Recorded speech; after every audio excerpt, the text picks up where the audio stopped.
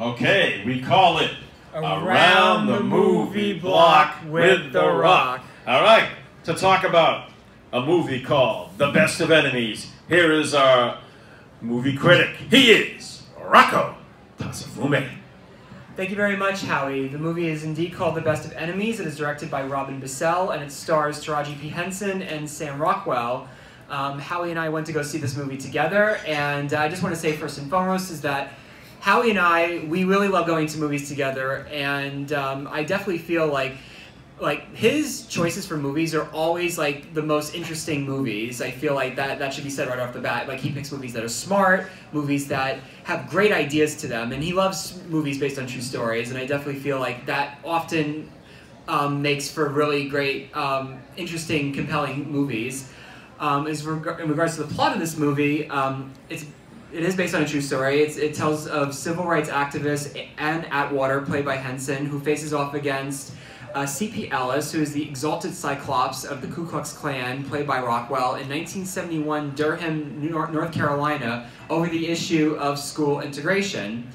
Well, you say, first thing you think of when you see a movie like this is, this is definitely a very, very interesting idea, a very timely idea considering, the politics we've been facing the last couple of years. I mean, we just had The Green Book come out and won an Oscar for Best Picture. And this movie is very similar to that in a lot of ways. And, so it definitely, on paper, this looks like a very, very timely movie and one with a very, very compelling story. While the movie is a great idea on paper, and also it's buoyed by a great cast. You have Taraji P. Henson and Sam Rockwell, both Oscar-winning actors who do a very, very good job with these roles. The problem with the movie that I have is that the script and the direction, unfortunately don't quite, bring this movie to life as much as it probably should, and even great actors can't compensate for that, unfortunately. The problem with the movie is that while this is a great idea on paper, there were parts of the movie where I was kind of getting emotionally lost from it. I had trouble connecting with the characters, and that's never a good sign, especially when it's one that's based on a true story. You want a story that, even though it looks interesting on paper, you want to have a story that is compelling. And the problem with the story that I had was, you had the story regarding, a debate over school integration, and unfortunately the way the script and the direction is set up, it comes off very dry. So unfortunately, there are moments where even, you have these great performances for these two actors, and you just feel like there's not enough that they can bring to this. There's not as much for them to work with. The characterizations are a little flat at times, and they're a little bit like they're thin. Like you don't feel like a real sense of connection with the characters, and that's never a good sign with a movie. I mean, even if you have the greatest actors in the world, that's something that's very, very hard to overcome. So I feel like I said, this is a great idea on paper, and I feel like it's a story that should be compelling and should be something to connect to. But like I said, there were moments in the movie where I largely got I couldn't connect with the characters, especially the main character. The main character is a very tough character to connect with. He's a Klansman. He's like, you feel for him at times on paper because, he has, a family problem. He has a child who has hardships. So you would think, right, but unfortunately the way the direction is set up, there also are scenes in the movie that, unfortunately, there's a lot of shortcuts in movies where they tend to use musical montages and things like that, and that creates a kind of glossing over with this type of story, and it doesn't make the story any easier for people to connect with. And there were moments in the movie that I really felt were gripping, and I feel like this is the type of movie I feel where you can't really throw the baby out with the bathwater. I definitely would recommend it, even though it's an extremely flawed movie, because there's a lot of aspects to the movie that are still very, very compelling, and I feel like I learned a lot from it. Even if the movie that came in mere moments rather than the whole arc of the movie. So, but I definitely feel like if I compared this with the Green Book, the thing I liked about The Green Book was that it was very entertaining. You had not only two great actors play these characters, but the story was very compelling. You had you know, a seasoned director with Peter Farrelly, who you know, had a background in comedy, so he really knew how to tell a very entertaining movie.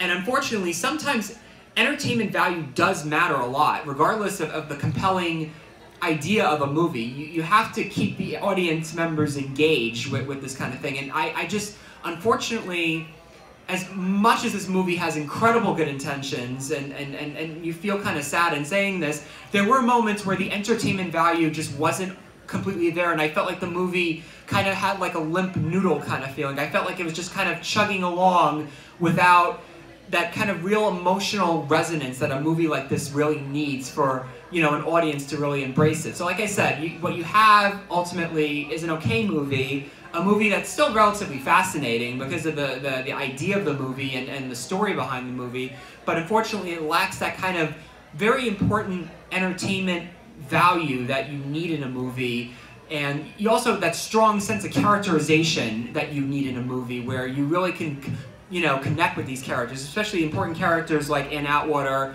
you know, civil rights activist, and C.P. Ellis, you know, a very complicated character because, you know, he's a Klansman, but he's also somebody that the audience is trying to have sympathy for because of how kind of, you know, you want to portray this kind of character as three-dimensional as possible, but like the way the movie's done, it's just so flat-footed that unfortunately it's hard to do that, even when you have two great actors like Sam Rockwell and Taraji P. Henson, and unfortunately, like I said, you end up with a very, very flawed movie with a great idea on paper. So ultimately, and I say this rather regretfully because I really did, I love seeing this with Howie. Howie and I love going to movies together, and I feel like Howie has great ideas in terms of what movies to see. I feel like it's just a case where it was a great idea, but the execution just wasn't really all that there. So I give The Best of Enemies overall 2 out of 5 stars. So thank you very much. Rocco, I got to give my 2 cents to this. Okay, sure, sure. You know, Rocco is a movie critic, yes, and he has great expertise in films. Thank you. He has great knowledge of actors and directors and yes, film history. Absolutely. So when we go to a movie, it's 2 different spheres. Rocco's totally looking at the movie from a movie critic's point of view, and, yeah, and me, I'm honestly just looking to see if I enjoy it. Oh, true, and I did enjoy it, yeah, with Howie. As a person, I enjoyed it. Yeah, but I would, you know, I'm not going to dispute, you know, Rocco's take, because, you know, he made the points, but I just want to say one thing. Okay. I feel sometimes, I always like a movie based on a true story. Yeah, those are always good. And what I'll remember most about this movie, you know, Rocco raised some points, you know, that he didn't like, but one thing that really struck me is that it really had a great defining moment.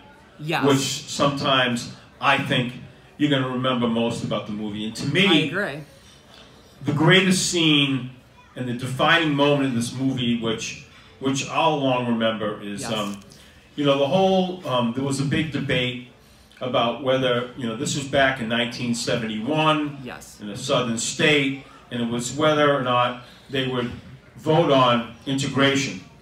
And it came to be the time to vote, and there was one vote left to cast, and it was C.P. Ellis who was going to cast yes, the vote. And they panned the room, and they showed the black people in the room, yes, and they were despondent because they thought for sure that C.P. Ellis, who was the president of the Klan, would definitely vote no, and integration would never happen. And they scanned the white people in the room, and they were happy and jubilant because they thought it was a given that C.P. Ellis was going to vote, you know, no for sure. But there was a couple of moments before that you could see, even though C.P. Ellis was a member of the Klan, yes, that he started to be affected in a way by the black people. There was one poignant moment where C.P. Ellis had a son with Down syndrome, yeah, and he had a share, and when they put him in a room with another child, his son went berserk, and it was this black actress and the black character in the movie, who arranged through the hospital to get him his own private room. And C.P. Ellis was grateful that she would do this for his family. You know, even though he didn't want to talk about, he was a very doting father to his son with Down syndrome. And then right before then, C.P. Ellis did a tour and saw what wretched conditions the black children had to go to school with. Yeah. And you could see he was affected. And for him, he got up and he was vote. And when he made that speech, and he tore up his Ku Klux Klan card, and said why he's going to vote yes. Yeah. And the blacks were crying and jubilant. The whites were in disbelief. It really was a moment that, for me, I agree. Made the I agree 100%. That was a great moment. Yeah. So, and then at the end, which kind of piggybacked the moment, is that since he made that very courageous vote, right, the whites basically were going to boycott his gas station, and he had no business, and it looked like he would go out of business because all his white customers refused to give him any business. And then this, the actor, I forget her name. Taraji P. Henson? Yeah, she showed up at his gas station, and she said to C.P. Ellis, look, and to his amazement, there was a caravan of blacks waiting in line to get gas at his gas station. And she was so grateful to him for voting for integration that she was going to make sure that his gas station survived and got business. And you can tell he was touched. But to me, that was the moment that I'll always remember that made the film. And again, I'm sentimentalist. I always love a true story. Yeah, same here. And the true, and to me, I love that scene. Yeah. You know, I mean, some of the other things Rocco talked about, I'm not going to debate with him because he's the expert, I'm not. But I really, really loved that scene. That was, to me, the defining moment that some movies really don't deliver, but that was the defining moment. I totally agree with Howie. I think that was a moment, that was a big moment of the movie, and I feel like that was the moment where the movie really shined, and I feel like that's why I say, even though, like I said, it's a flawed movie, it still had its moments, and Howie attested to the moments in this movie. That's why I don't believe, honestly, in throwing the baby out with the bathwater when you have a story that has great intent and is about something very, very important like this piece of history that happened. So, you know, I don't feel like it was a waste of time. I enjoyed it immensely on that level. Like I said, it's just like I'm compartmentalizing in the sense that there were ebbs and flows to this movie, and I think that's going to be a challenge for some people. But I would definitely say, if you really care about a great story, great idea, you know, there's so many movies out there that are entertaining, but they're also just kind of, you know, like stories that are dumb. This wasn't a dumb movie. This was a great movie. I think there's another thing, and I want to get deep and psychological with this point. Okay, sure. And it's about my friend Rocco. Okay.